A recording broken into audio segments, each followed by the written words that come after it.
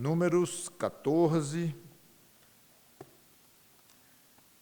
de 1 a 10, que eu já li algumas vezes, ainda vou ler mais uma vez, talvez ainda outra, para pegar todo o contexto, porque são tantas lições, e o nosso tempo é um pouco curto pela manhã, então eu estou tomando o mesmo texto e indo com calma.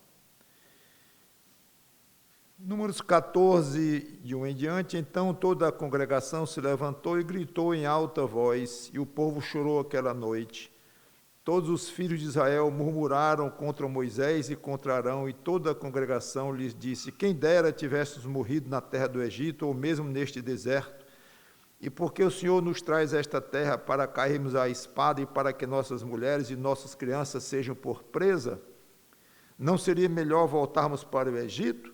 E diziam uns aos outros: vamos escolher um chefe e voltaremos para o Egito. Então Moisés e Arão caíram sobre o seu rosto diante da congregação dos filhos de Israel.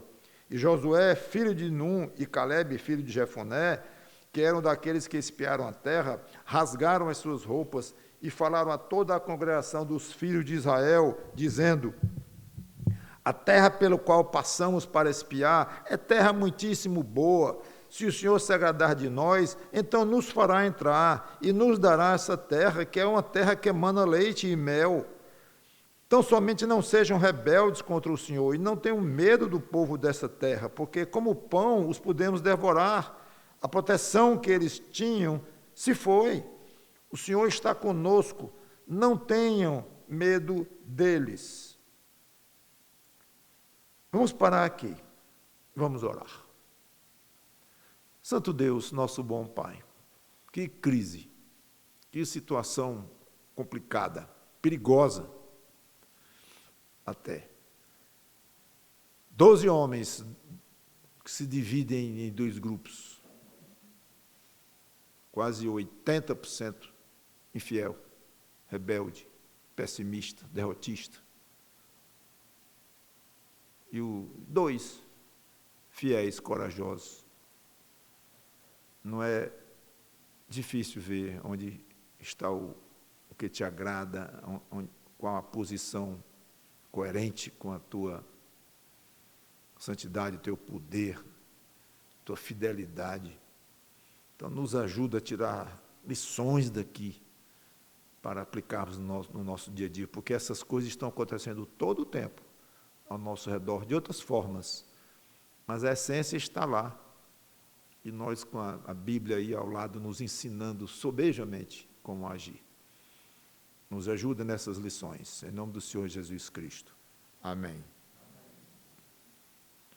Então, os dois espias fiéis enfrentaram o povo, como vocês viram, com muita coragem, muita fidelidade a Deus. Na semana passada, eu me propus a analisar a reação do povo, ou de que lado o povo ficou? Do lado dos 2 ou do lado dos 10? E apontei 3 pontos. Já desenvolvi 2 deles na semana passada mesmo. O primeiro, que eles, Josué e Calebe, fizeram uma afirmação direta e objetiva, sem diálogo. Não quiseram diálogo com os 10. Não foram entrar num acordo, não foram entrar no meio termo.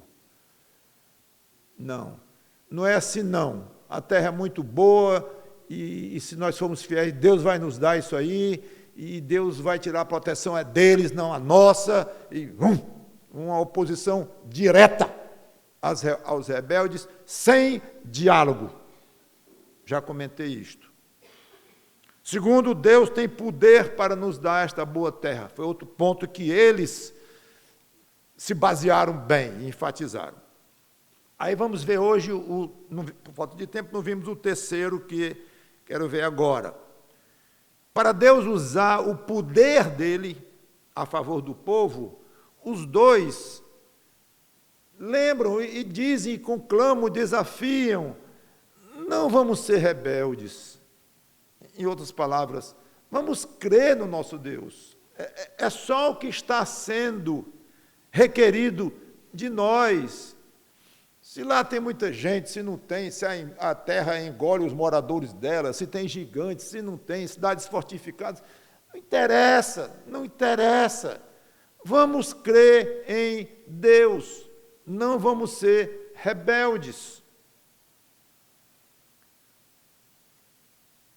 Há um segredo aqui muito grande para essa questão de temor, que é o assunto que eles estavam com medo, os 10 estavam apavorados. É que quem crê não teme o inimigo. Quem crê em Deus não crê o inimigo, ou os inimigos de Deus, que obviamente se tornam inimigo ou inimigos dele próprio, o fiel. Então, o fiel a Deus, o que crê, tem inimigos? Tem. E são poderosos? São. Ninguém discute isso, ninguém diminui este aspecto de que não tem perigo a jornada cristã, de que os inimigos não são fortes desse jeito, não. Não é essa a abordagem. A abordagem é: Deus tem poder, creia nisto. É o que está sendo requerido todo dia de cada crente. E a força desta fé, dessa convicção em Deus, faz desaparecer o medo. Some o medo. Muitas vezes, eu afirmo, primeiro tirando com base eu próprio, nós não obtemos vitórias espirituais, e aqui eu quero enfatizar a particularidade da questão do medo, porque não cremos que Deus nos ajudará. Não cremos, acabou-se, nós duvidamos. Mas, pastor, é uma vergonha admitir isso, nós admitirmos isso como crentes, é uma vergonha mesmo, é constrangedor. Mas se quisermos ser bem honestos, não há outra explicação. Pode até haver outras, mas nenhuma mais forte do que esta. Nós não cremos. Não, Deus já me deu uma bênção muito grande no mês passado, e atravessei uma fase terrível de medo, estava em pânico mesmo, e orei muito a Deus, e Ele me ajudou, Ele veio, usou o poder dele, eu posso testemunhar isso aqui. Pois é, o problema é que fazem 3 meses e agora entrei noutra situação de medo. Noutro contexto, noutro assunto, de outra natureza, mas é medo. Agora, Deus vai me ajudar 2 vezes seguidas? Ele já ajudou uma vez. Paciência, Deus, não vou dizer que Ele cansa de ajudar, né? Porque Deus não cansa e tal, mas eu acho que dessa vez, aí começa. Por que isso? Falta de fé e de acreditar que Deus vai me ajudar. Por que não 2 vezes seguidas? E por que não 3, hein? E por que não 4?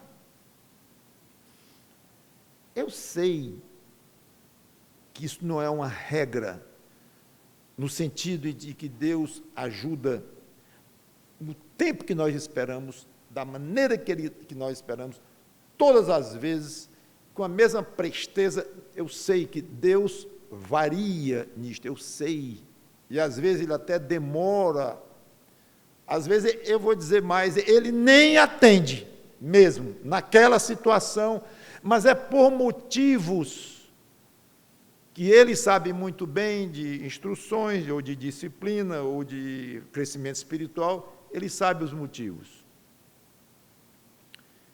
Pastor, o senhor quer ir no detalhe? Então, vamos lá. O senhor mesmo está admitindo que, às vezes, Ele não ajuda. Então, e aí está querendo nos convencer a crer que Ele vai ajudar toda vez. Não, eu estou querendo dizer o seguinte: crê que Deus tem poder para ajudar, crê que Deus tem interesse em você, carinho por você, visa o seu crescimento, sabe perfeitamente o que você precisa para crescer, mais do que você próprio. Então, ele pode, sim, regular essa ajuda de formas variadas. Não pode garantir, você não pode garantir de fato que do jeito que ele ajudou na crise passada, ele vai ajudar igualzinho. O que você não pode é assim, já que ele me ajudou uma vez, não vai ajudar a segunda. É isso, o problema é esse. Você já vem partindo do princípio de que ele vai cansar, ou ele não quer, nem ele ouviu direito, alguma coisa torta lhe leva a acreditar que ele dessa vez não vai lhe ajudar. Esse é o ponto.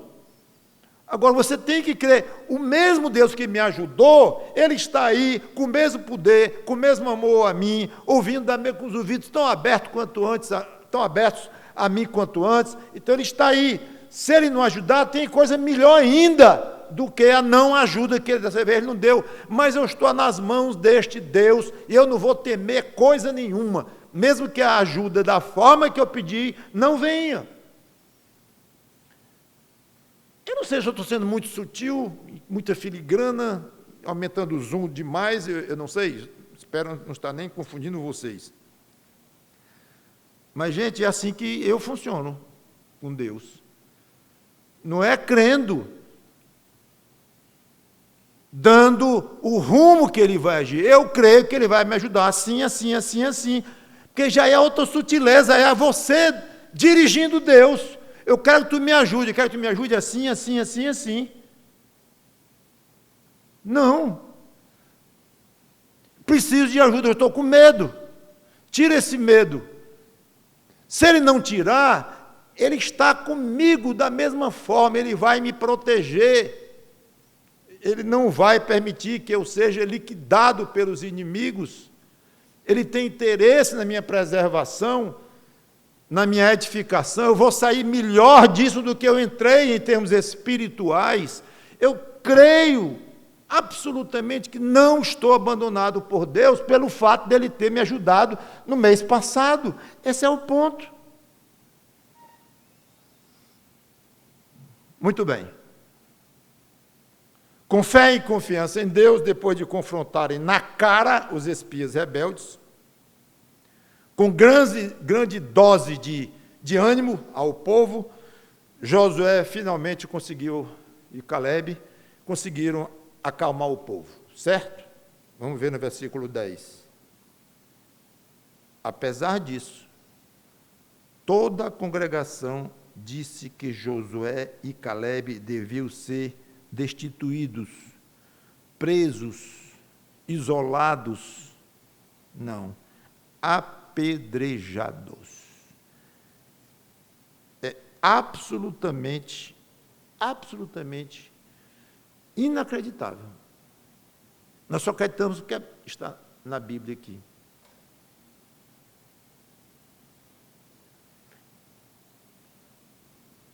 A reação normal era: esses dois homens estão falando com muito mais sentido do que os 10. É claro.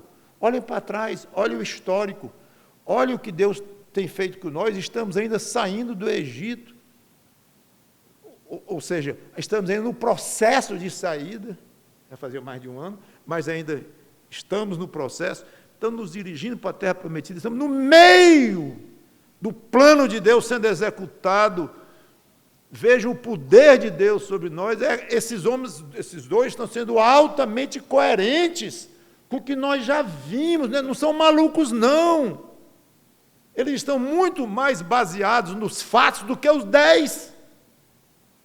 Eles dois estão olhando para trás, com o que Deus já nos fez até aqui. Nós vimos, gente. Os 10 estão dizendo: não, nós não vamos conseguir, eles vão nos esmagar, é o futuro. Então, é claro, esses dois homens precisam da nossa atenção, do nosso apoio, muito mais do que os 10. Isso é o razoável de se esperar. Não fizeram isso. Tudo bem, então que seja, vamos ver, vamos conversar, entre aí num acordo, vamos examinar, vamos com cautela e tal. Já não seria a reação ideal, que seria, como eu disse, apoiar totalmente os dois. Mas nenhum nem o outro. Mas não. O cruel disso tudo é que eles passam para o outro extremo. Vamos matar esses dois. Duas observações. A que nível chega a incredulidade daquele povo e a violência associada com a incredulidade.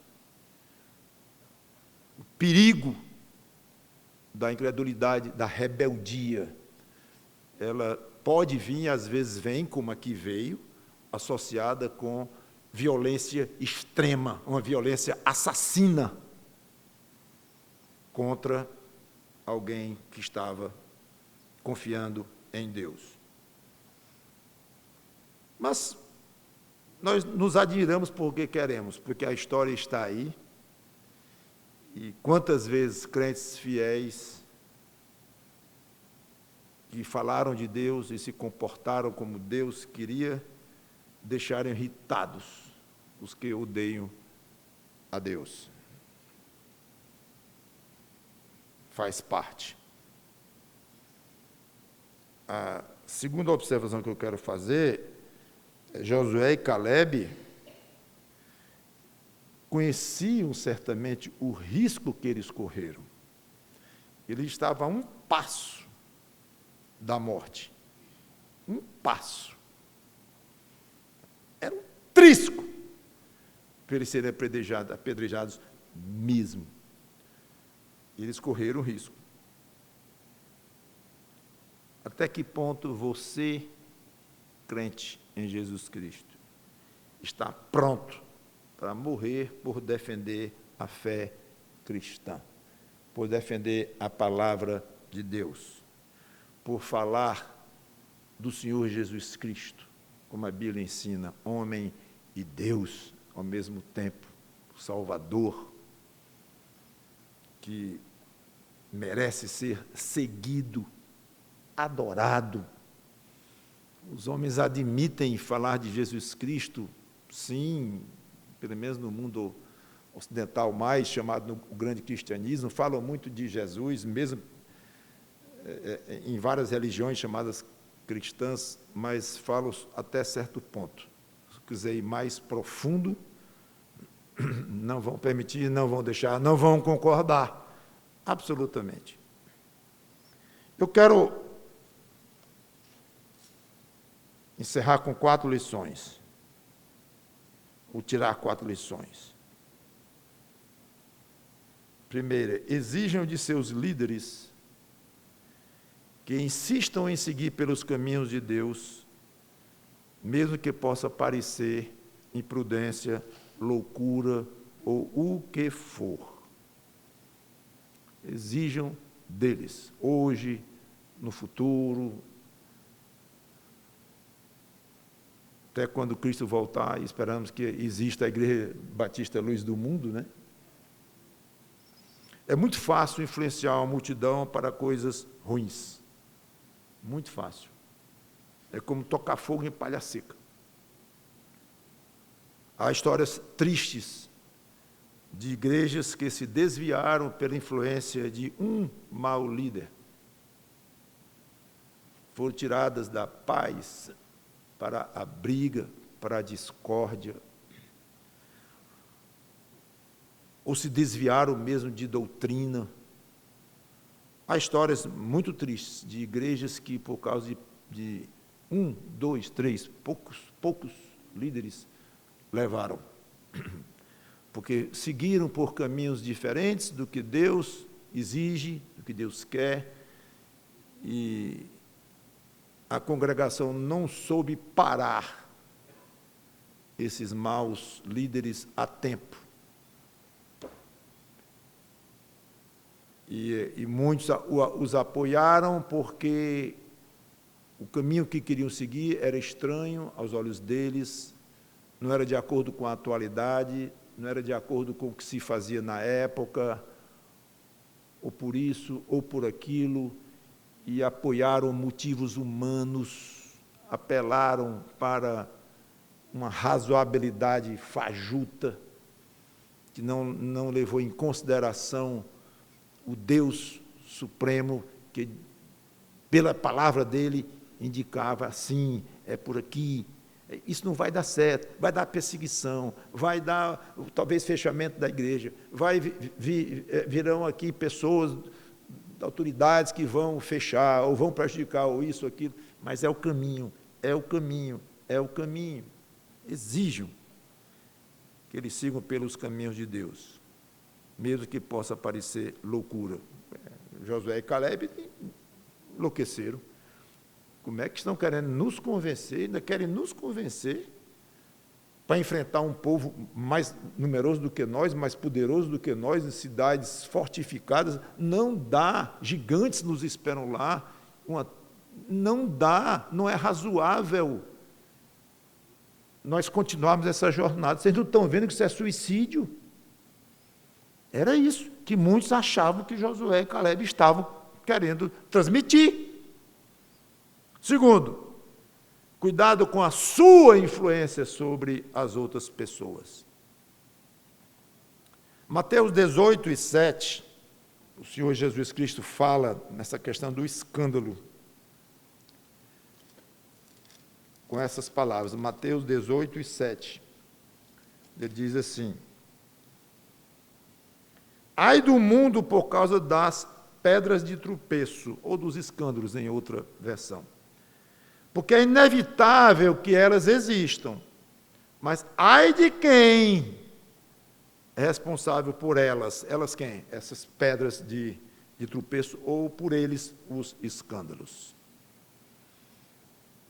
Você vai dar conta por cada pessoa que você escandalizou. O termo escandalizar, nós muitas vezes associamos com uma ideia sexual, alguém que tira a roupa em público, coisa assim, ou, se não for nessa direção, mas algo extremamente estranho, esquisito, totalmente fora dos costumes. Essa é a maneira que nós geralmente associamos com a ideia de escandalizar. Sobre o escândalo que houve na família tal, eita, vem coisa feia aí. Só com essa palavra. No sentido bíblico, inclusive aqui, talvez tenha até melhorado essa versão, quando disse pedra de tropeço, a ideia aqui de escândalo é fazer que o outro tropece. É bem diferente do que a nossa noção de escândalo nesse sentido que eu acabei de comentar. Então, essa versão aqui de pedra de tropeço está melhor, na minha opinião, porque traz com mais clareza o significado no grego do termo aqui escândalo. É fazer o outro tropeçar. Você escandalizar alguém é você se comportar de uma maneira tal que o outro tropece. É exatamente isso. Então, voltando. Você, eu, cada um de nós dará contas a Deus por cada pessoa que nós fizemos tropeçar. Então, vou tirar a palavra escândalo, porque eu não estou provocando escândalo por onde eu ando, sou uma pessoa decente, digna, educada e tal, então isso aqui não tem nada a ver comigo. Não é por aí, ok? É por cada pessoa que você fez tropeçar. Mas em que área? Qualquer uma. Qualquer área. Na área de comportamento sexual, social, profissional, em qualquer área. Em que você levou alguém a se comportar de uma maneira errada. Tropeçou, não andou nos caminhos tranquilos que Deus aprova. Tranquilos não sei, mas aprovados por Deus. Você botou uma pedra na frente da pessoa. É isso aí, com a palavra sua, com o comportamento, com a doutrina, com o ensino, com um gesto, com o tipo de vida, há N maneiras. Então, você tenha muito cuidado com a maneira como você se comporta, você fala, o que você diz, o que você influencia outras pessoas.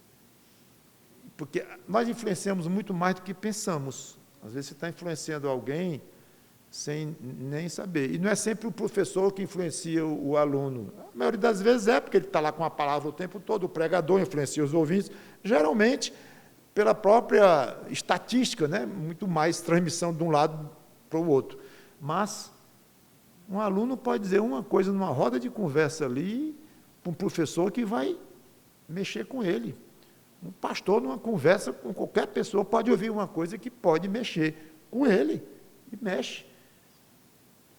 Somos seres humanos todos nós. Então, você está, sim, dentro da condição de influenciador.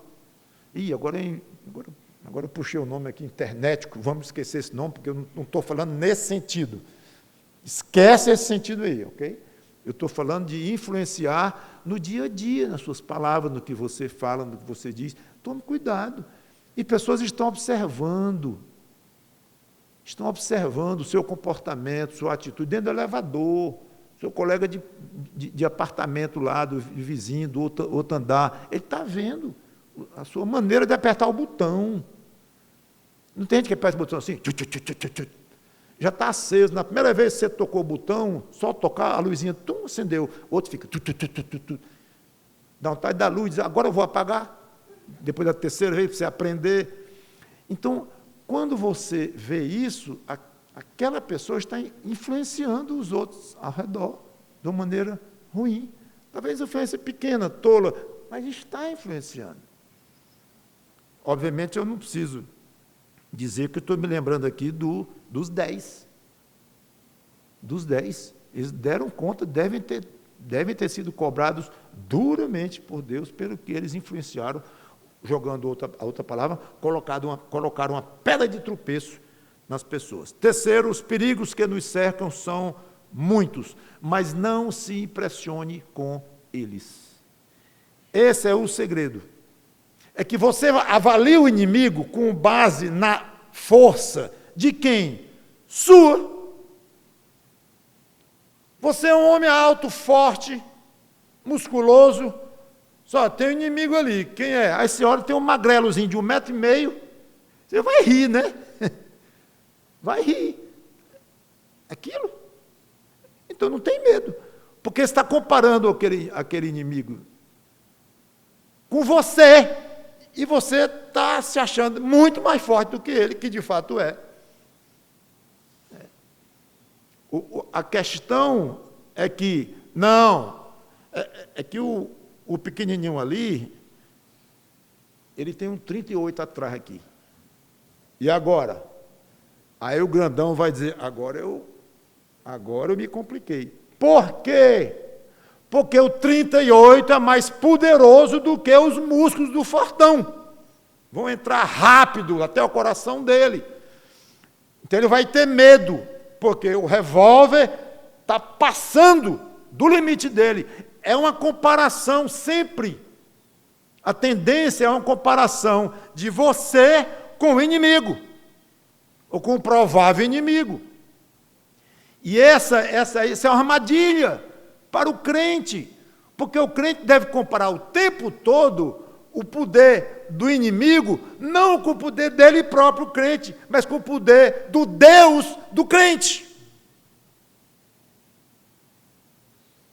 Esse é o ponto. Parece elementar isto, e é. Se eu estivesse dando uma aula para as crianças lá, eu acho que elas compreenderiam essa questão. O problema é que muitas vezes nós não vamos por esse caminho. Não sei se é instinto humano, talvez seja, nosso instinto mesmo, é claro, que eu vou comparar um inimigo comigo, é lógico, minha própria preservação, então talvez seja uma coisa dentro de nós, é muito forte isso. Mas o crente pode quebrar esta bolha, ele pode passar disso, e é o que Josué tentou fazer com o povo. Não olhem para os homens que nos acham os gafanhotos, porque são enormes, nós não somos. Não olhem para eles. Deus já os deixou, se nós formos rebeldes, Deus já os abandonou. Eles é que estão numa situação ruim. Aliás, não querem usar figuras? Pois vamos usar pão. Nós vamos devorá-los como pão. É assim que nós vamos fazer. Esse Josué endoidou. Como é que nós vamos devorar como pão gigantes? Porque não é com o nosso poder, gente, é com o poder de Deus, o mesmo Deus que nos tirou do Egito. Agora, isso é lógico, é fácil concluir isso. Agora, viver isso não é fácil. Precisa de fé e precisa de exercício. Último, não confie em líderes que se propõem a guiá-los pelos próprios conhecimentos. Josué não disse, eu levarei vocês, porque agora eu conheço o caminho. Eu não fui lá. Josué e Caleb, eu fui. Confie em mim, porque eu sei os caminhos, conheço o jeitão da terra, vi o que era para ver lá, deixa comigo. Eu agora tenho experiência, eu tenho conhecimento. Coitada de uma igreja que cai nas mãos de um líder desse. Estrela, que se arroga conhecer tudo, ter passado por várias experiências, e que com base nessa experiência, com base em, sei lá, qualidades, virtudes, conhecimento pessoal do líder, a igreja está tranquila, está segura e sem problema. Esse é um líder perigosíssimo. Graças a Deus por cada líder que aproveita, sim, a sua experiência, aproveita o que já passou na vida. Tudo bem, a Bíblia fala em experiência, fala em conhecimento, graças a Deus por isso. Tudo bem, cada um usa o seu conhecimento, a sua experiência, as suas virtudes, o que tem de bom para oferecer em prol da comunidade, no caso de uma igreja. Tudo bem, não há mal nenhum nisso aí. É claro que alguém com idade avançada vai ter mais experiência do que um com pouca idade. Tudo bem, pode usar, mas é preciso ter sabedoria para usar, humildade para usar e absoluta desconfiança na própria capacidade de liderar, com experiência muito ou pouca, grande, pequena, não importa. Uma desconfiança terrível de si próprio. De si próprio. Eu não tenho condições de liderar este povo. Você tem 40 anos de pastor, eu não tenho condições. Pode ser 1000, pode ser 100, pode ser 50, é muito complexo, é muito difícil, é muito complicado, é muito misterioso, envolve forças invisíveis. Eu não entendo de forças invisíveis, a não ser o que for me dado a conhecer pelo Espírito Santo e na hora certa. Amanhã ele pode tirar isso de mim na hora que ele quiser, se eu esfriar, se eu pecar, a minha mente não é confiável, meus neurônios não são confiáveis, coisa nenhuma. Nós vamos ser levados por Deus. O que Ele vai se utilizar da minha muita ou pouca experiência ou conhecimento, amém. E ore por mim, então, esse é o que o líder deveria dizer. Mas quem vai nos levar é Deus. Já imaginaram o Paulo? Chegando na frente de uma congregação e dizer assim, eu estive no terceiro céu. Eita, pesou. Sou eu que estou dizendo isso aqui. Fulano, estão desqualificados, fulano está certo, nós vamos pelo rumo tal. Alguém aqui quer discutir comigo? Eu estive no terceiro céu pessoalmente. E vi coisas que o próprio Deus me proibiu de falar. Ok? Querem discutir comigo? Leiam, Paulo. Aliás, nós vamos falar hoje sobre mansidão de Cristo, hoje à noite, se Deus quiser. E vou citar Paulo como exemplo de mansidão. Então, Paulo aproveitou no ministério dele o que ele ganhou com aquela experiência absolutamente espetacular. Claro que Paulo se utilizou, claro que ele aproveitou, claro que isso somou ao estoque dele de conhecimento, claro, isso entrou na vida dele e tudo, mas usar isso para garantir inerrância da parte dele, que ele não ia errar, não. Nem pensar. Deus aqui os dirigiria para a terra prometida, com Josué, sem Josué, com Moisés, sem Moisés, que aliás foi sem Moisés mesmo, e com o próprio Josué, inclusive. Então, Fiquem de olho em seus líderes. Já é a segunda vez, das 4 lições, 2 que eu tirei aqui envolvem líderes. Sejam exigentes com eles. Amem-nos e sejam largos, mas ao mesmo tempo exijam fidelidade a Deus, humildade e muita insistência em fazer o que as Escrituras indicam. Fazendo assim, acho que nós estamos seguros, porque estaremos nas mãos do próprio Deus. Vamos orar. Obrigado, Senhor Deus, pela Tua palavra, que o Teu Espírito Santo nos dirige nisso tudo. Obrigado por Josué e Caleb, em nome do Senhor Jesus Cristo. Obrigado por cada Marte desta igreja linda, a igreja de Cristo, a igreja real de Jesus Cristo, cada Marte que perdeu a vida ao longo já de 2000 anos de história, se formos olhar apenas para a igreja, mas Josué estava lá atrás. Então, obrigado por cada fiel a Ti, desde Adão e Eva, que morreu apedrejado, queimado, perseguido, pelo simples fato de terem sido fiéis a Ti. Em nome do Senhor Jesus Cristo, nos dá a honra de sermos assim, se e quando um dia for exigido de nós. Em nome dele, amém.